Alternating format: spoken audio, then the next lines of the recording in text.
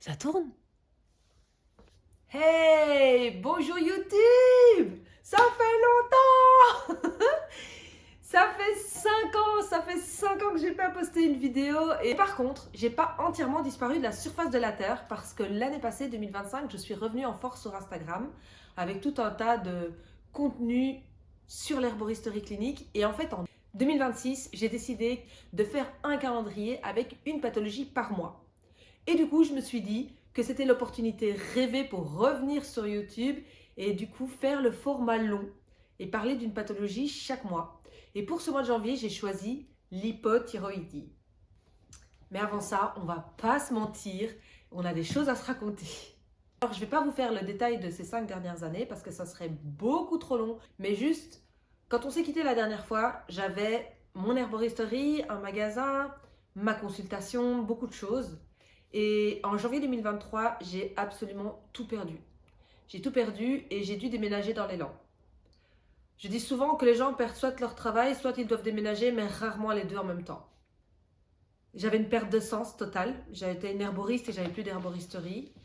Et du coup, en 2023, quelques mois plus tard, oui, j'ai enlevé mon foulard, oui, j'ai arrêté de prier. Et je suis partie en Laponie.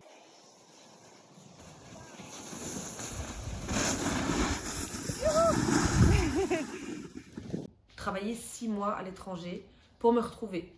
Je savais plus trop à quel prénom je devais répondre, je savais plus trop en quoi je croyais, je savais plus trop qui j'étais. Et j'ai pris le temps de la guérison, j'ai pris le temps de me réinventer, j'ai pris le temps de beaucoup de choses. Et me revoilà de retour, c'est toujours moi, peut-être légèrement différente, mais peut-être toujours la même en fait. Sentez-vous libre de vous désabonner si ça ne correspond plus à ce que vous recherchez. Mais on va parler beaucoup sur cette chaîne d'herboristerie clinique parce qu'en fait, aujourd'hui, je me réinvente. Je bâtis une école en ligne pour les thérapeutes de santé.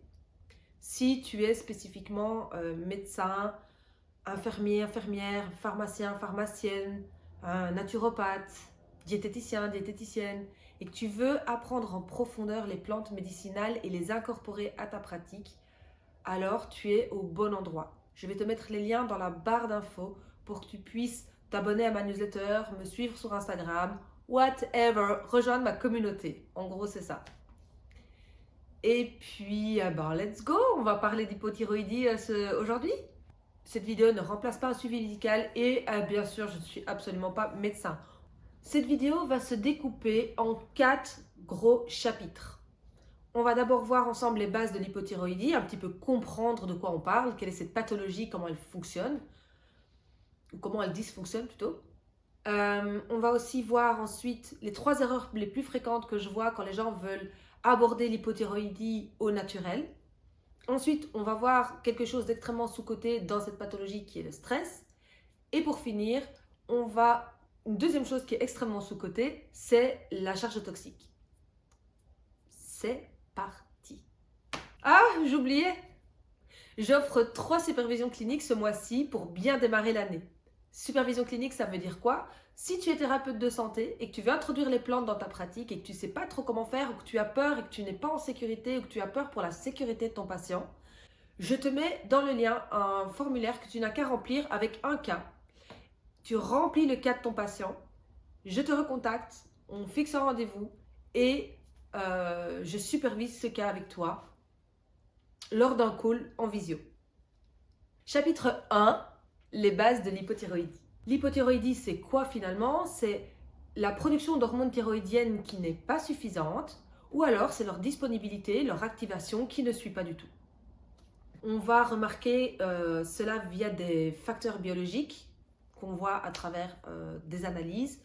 Donc la fameuse T3, la fameuse T4, la fameuse TSH, qui sont des marqueurs qu'on voit trop bas dans les analyses. Autre chose, ça va être tout le corps, donc hypothyroïdie, le contraire d'une hyperthyroïdie. Il y a trop peu d'hormones thyroïdiennes, donc on va avoir un ralentissement du corps. Et ça va se marquer par tout un tas de symptômes. Donc l'hypothyroïdie va aussi être marquée par tout un tas de symptômes liés à une forme de ralentissement métabolique. Frilosité, froid, lenteur, lenteur digestive, lenteur mentale, brouillard mental, tout ce qui est lié à une forme de gros ralentissement global. L'un des plus gros pièges, moi je trouve, c'est de croire qu'il faut absolument stimuler la thyroïde. Je ne crois pas que ce soit aussi simple que ça. Je crois surtout qu'il faut accompagner un terrain, comprendre ce terrain, et surtout que ma médecine, telle que je l'enseigne, c'est une médecine élémentale. Et dites-vous très bien que, par exemple, il y a 4 types d'humains. Dans ma médecine à moi, il y a les humains feu, les humains eau, les humains terre et les humains vent. Si je prends les deux les plus faciles à repérer, qui sont l'eau et le feu, si un humain eau a une hypothyroïdie, ça ne va pas se manifester de la même façon qu'un humain feu qui a une hypothyroïdie. Du coup, le terrain de la personne, son passif, son histoire médicale, le fait qu'il prend des médications ou pas aussi d'ailleurs, tout ça va changer les manifestations d'une pathologie. Et du coup, il y aura rarement, en tout cas, je pense qu'en médecine c'est pareil, et en herboristerie encore plus, on n'a pas un seul protocole pour une pathologie. Ça ne peut pas fonctionner et il faut qu'on sorte de cette croyance. Ce qui nous mène, bien naturellement, aux 3 erreurs les plus fréquentes. L'erreur numéro 1 que je vois souvent, ce sont des thérapeutes qui veulent venir stimuler la thyroïde ou stimuler l'organisme ou stimuler le métabolisme. C'est-à-dire que l'hypothyroïde, souvent, il y a un passif chez ces personnes-là de gens qui ont tenu dans des situations compliquées et qui sont très énergivores. Ils ont tenu, puis le corps s'est effondré, collapse. Et la thyroïde s'est effondrée avec. Du coup, de vouloir aller stimuler ces gens-là, leur donner des routines très strictes ou un régime alimentaire très suivi, très carré, etc., ça va les épuiser davantage et ça ne va pas du tout les aider. Ce qu'il faut faire, c'est d'abord voir si le patient a des ressources d'énergie, des ressources disponibles pour suivre un protocole. Et si ce n'est pas le cas, on va d'abord venir soutenir le terrain, renflouer l'énergie. La deuxième erreur que je vois, c'est de se dire que l'iode va tout régler. Alors, oui, quand il y a une hypothyroïdie, il y a besoin d'iode, c'est nécessaire, mais pas toujours. Dans les hypothyroïdies de type auto-immune, telles que Hashimoto, ou quand il y a beaucoup trop d'inflammation, l'iode, ça peut être délicat. C'est un réglage, c'est pas forcément la solution qui va résoudre tous les problèmes d'hypothyroïdie de la personne. Donc, l'iode, ça se contextualise, ça se cadre, ça se structure, ça se dose. La troisième erreur la plus fréquente que je vois, ce sont des gens qui se disent « Ok, hypothyroïdie, cette plante-là, et ils ont des listes de plantes déjà toutes prêtes. Les gars, adaptez-vous à la physiologie, au métabolisme, à l'historique du patient, à son sexe aussi, à son âge, beaucoup de choses. Il faut absolument sortir de la phytothérapie, penser de façon allopathique. La phytothérapie, les plantes sont vivantes. Elles nous obligent à nous responsabiliser, à regarder beaucoup de choses que les médicaments, c'est juste la solution rapide et facile. On va se le dire, les médicaments sont des molécules mortes, c'est rapide, c'est facile et il y a le prix à payer derrière, les effets secondaires. Les plantes, on va prendre le temps, on va comprendre, autant pour le thérapeute que pour le patient, on va comprendre le terrain, on va y aller petit à petit, on va écouter le feedback et on va ajuster au fur et à mesure.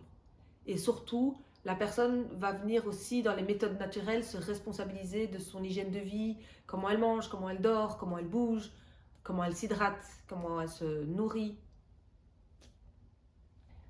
Chapitre 3. À quel point le stress est sous-coté dans l'hypothyroïdie. Les personnes qui viennent me voir en consultation et qui ont une hypothyroïdie ont souvent un peu le même profil. Elles ont une charge mentale très élevée, elles ont une digestion très lente, elles ont un sommeil qui n'est pas réparateur, elles sont globalement en mode survie.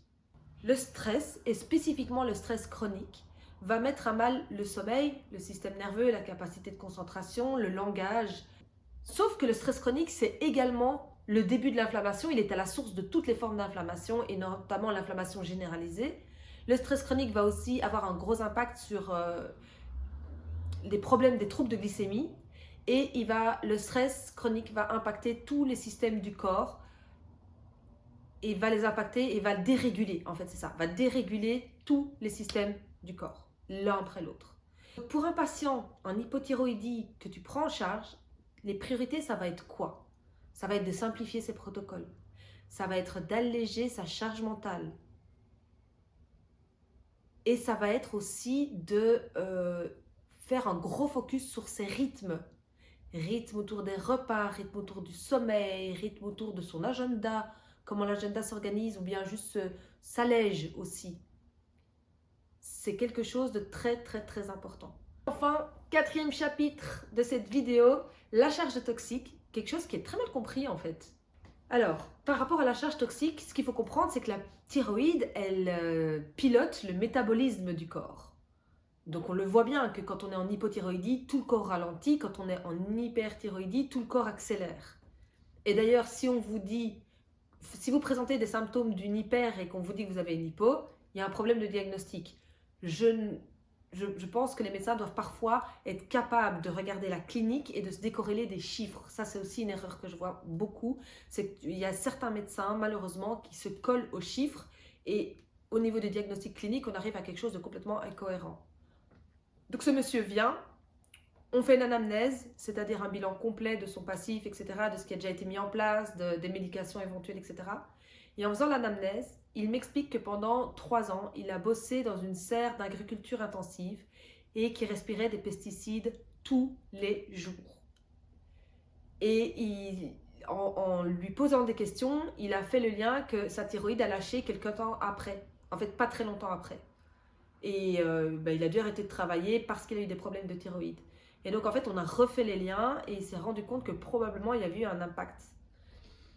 Il faut savoir que la surcharge, l'exposition à des toxiques, ça peut vraiment faire basculer aussi le corps. Ce que je veux vous expliquer, c'est que si tu es exposé à des choses toxiques régulièrement, de manière intensive, et que ton hygiène de vie n'est pas optimale, tu multiplies les chances que ton organisme bascule, craque, lâche d'un coup.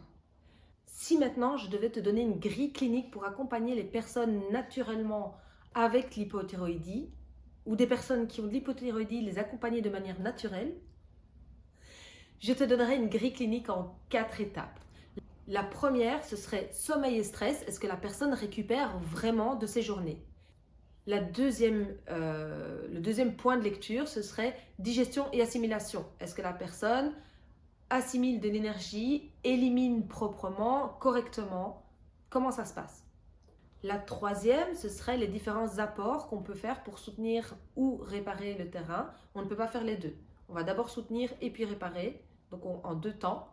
Mais donc, l'iode, les plantes, les adaptogènes, les plantes anxiolytiques, les plantes sédatives, les plantes hormonales, les plantes... Il y a tellement de possibilités et il va falloir affiner ses choix. La 4e piste de lecture, ça va être d'observer les habitudes, les expositions, le mode de vie de la personne. S'intéresser et faire une anamnèse assez profonde.